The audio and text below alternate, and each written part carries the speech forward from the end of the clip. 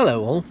I thought I'd make a quick video to explain a little technical aspect of the underground that crops up now and again in my videos, just a little bit of terminology just to get it out of the way.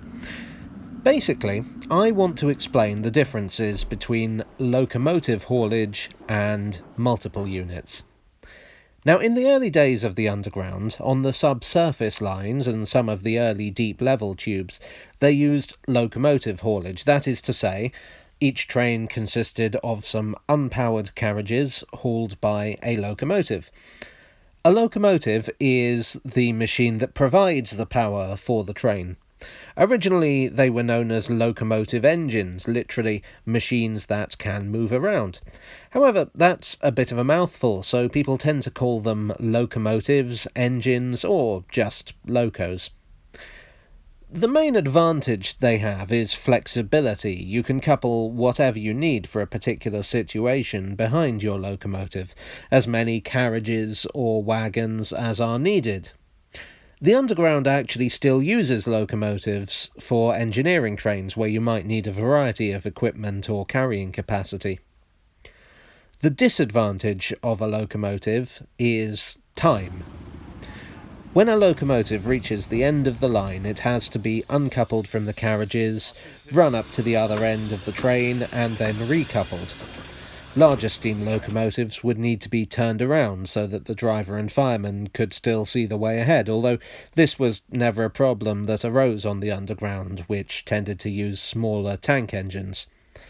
Nevertheless, on an intensive route, like the underground lines, running an engine around its train could cost valuable time. It also meant that you had to have the space required for the track to enable the engine to run round. The only alternative is to have a locomotive at each end of the train, which is what the underground does on engineering trains, but for revenue-earning service, that's awkward. The solution was a concept known as the multiple unit. The idea here is that rather than having one big locomotive, you have a series of small motors attached to several carriages, all controlled from one cab. The train is a single unit. By putting a cab at both ends of the train, turning the train around becomes as simple as the driver walking from one end to the other.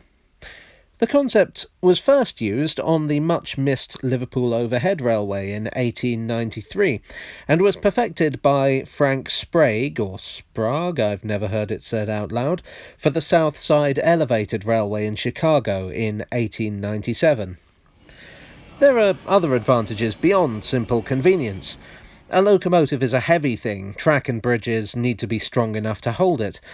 A multiple unit has the weight of its motors evenly distributed throughout the train, so you don't have a lot of weight in a small area.